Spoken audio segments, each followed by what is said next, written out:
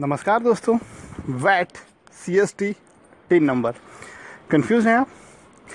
बहुत से हमारे व्यूअर्स जो हैं वो भी कंफ्यूज रहते हैं और मुझसे अक्सर ये सवाल पूछते रहते हैं कि क्या होता है आखिर वैट CST टिन, क्या डिफरेंस होता है इसमें, किन लोगों को ज़रूरत होता है इसका, हमें ज़रूरत है या नहीं, हमारा इस टाइप का बिज़नेस है, हम ऑनलाइन बेचना चाहते हैं फ्लिपकार्ट, स्नैपडील और अमेज़न पे, क्या हमें ज़रूरत है वैट या नहीं, अगर है तो फिर हम कैसे बनवाएं, कहाँ बनवाएं, ऑनलाइन बनता है या नहीं, क्या क्या डॉक्यूमेंट्स इसके लिए चाहिए, कितने दिन में बनेगा, कितना % वैट हमें पे करना पड़ेगा और कब पे करना पड़ेगा, किन्हें करना पड़ेगा, बहुत से सवाल रहते हैं उनके। तो इस वीडियो में ये सारे सवाल जो हैं आपका दूर कर दे रहा हूँ, बस ये वॉच करते रहे वीडियो। चलिए शुरू करते हैं। बिल्कुल आसान से शब्दों में अगर कहा जाए, बिल्कुल लेमन टर्म्स में, तो ये सारे चीज़ जो हैं वैट CST टिन रिलेटेड हैं केवल और केवल एक चीज़ के, जिसे कहते हैं सेल्स टैक्स। जी हाँ, सेल्स टैक्स। तो इसी से लेना देना होता है इनका। चलिए इसे थोड़ा डिटेल में समझाते हैं आपको। सपोज़ कर लीजिए कि आपका कोई स्टोर है, दुकान है या फिर एजेंसी है या शोरूम है, और अगर आपका टर्नओवर जो है वो 5 लाख से ऊपर है या फिर किसी राज्यों में इसे 10 लाख से ऊपर रखा गया है, तो आपको सेल्स टैक्स वो हर आइटम पे देना होगा गवर्नमेंट को जिसे आप बेचते हैं अपने कस्टमर को। ये जो सेल्स टैक्स है वो आपको अपने कस्टमर से ही लेना है, ठीक है, आपको अपने जेब से नहीं देना है। यानी कहने का मतलब कि सपोज के लिए आपने 100 रुपये का सामान बेचा किसी कस्टमर को, तो आपको चार्ज करने होंगे प्लस सेल्स टैक्स। तो आज की डेट में सेल्स टैक्स जो है, वर्ष 2016 में इसे 14.5% रखा गया था, वर्ष 2016 में इसे 15% लगभग कर दिया गया है। यानी अगर आप 100 रुपये का सामान बेचते हैं तो आपको अपने कस्टमर से 115 रुपये लेने होंगे और उस 100 रुपये आपके हो गए और 15 रुपये जो है आपको गवर्नमेंट को पे करना पड़ेगा, ठीक है। अब देखिए, जो सेल होता है, अगर आप बेचते हैं सामान को अपने ही स्टेट में, जिस स्टेट में आप रहते हैं उसी स्टेट में आप अगर सेल करते हैं, बेचते हैं कस्टमर को, तो आपको जो ये सेल्स टैक्स है वो स्टेट गवर्नमेंट को देना होता है और इस टैक्स को कहते हैं वैल्यू एडेड टैक्स यानी वैट, ठीक है। दूसरा केस कि अगर आप बेचते हैं किसी सामान को उस कस्टमर को जो कि आपके स्टेट में नहीं रहता है, दूसरे स्टेट में रहता है किसी, तो वो जो सेल्स टैक्स होता है वो जाता है सेंट्रल गवर्नमेंट को और उसे कहते हैं सेंट्रल सेल्स टैक्स यानी CST। क्लियर? अब टिन नंबर क्या होता है आपको बताते हैं।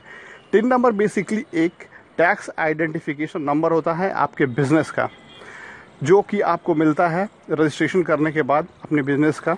जब रजिस्ट्रेशन करा लेंगे तो आपको टिन नंबर मैंडेटरी, एक बिजनेस कर रहे हैं तो आपको रहेगा। और इसी टिन नंबर से आपको अगर आपको स्टेट गवर्नमेंट को वैट भरना है तो वैट भरेंगे, सेंट्रल गवर्नमेंट को CST भरना है तो CST भरेंगे आप।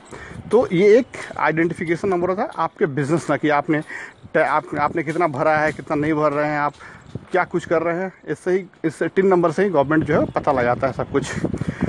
क्लियर? तो अब आगे की चीज़ बताते हैं आपको।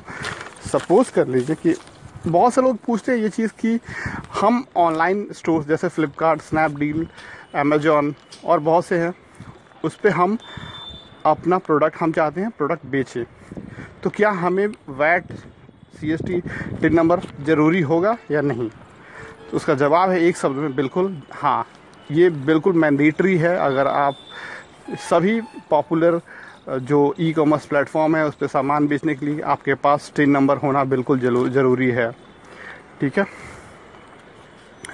उसके बाद कितना पैसा खर्च होते हैं, कितने पैसे लगते हैं इसे बनवाने में, टिन नंबर पाने के लिए कितने पैसे लगते हैं?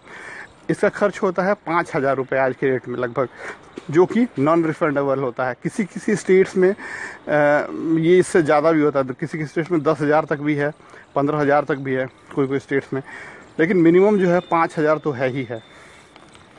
आप अभी भी साइट खोलेंगे तो आप देख सकते हो उसमें।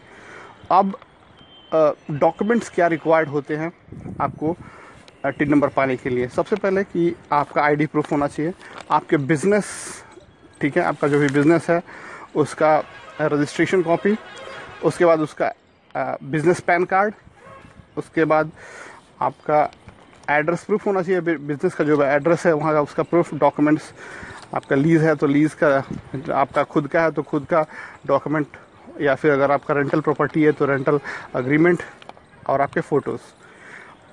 अगर आप ऑफलाइन अप्लाई कर रहे हैं, तो अगर आप ऑनलाइन अप्लाई कर रहे हैं इस चीज़ के लिए वेबसाइट के थ्रू, तो आपके पास डिजिटल सिग्नेचर सर्टिफिकेट भी होना चाहिए, जो कि आप ले सकते हैं। बहुत सी कंपनीज़ हैं जो कि देती हैं, TCS हो गई, ई मुद्रा हो गया, और कई कंपनीज हैं जो कि आप देख सकते हैं, सर्च करेंगे तो आ जाएगा, ठीक है।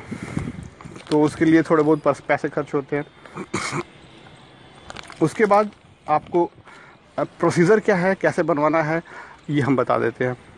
ये टोटली बहुत से लोग कंफ्यूज हैं कि ऑफिशियल साइट कौन सा, वेबसाइट क्या होता है जहाँ पे अप्लाई किया जाता है, क्योंकि आजकल इतना धोखाधड़ी हो गया है कि आप गूगल में अगर सर्च करते हैं तो टॉप की अप्लाई टिन नंबर ऑनलाइन, तो ऊपर के जितने भी रिज़ल्ट्स आएंगे, चलिए आपको दिखाते हैं कि ऊपर के ये जितने भी रिज़ल्ट्स हैं ये सब जो एडवर्टीज़मेंट हैं, और इस पर क्लिक करके आप जाएंगे तो ये फॉर्म जो फिलअप करेंगे वो सीधे चला जाएगा एजेंट्स के पास, और वो आपको कांटेक्ट करेंगे और आपसे कमीशन लेंगे।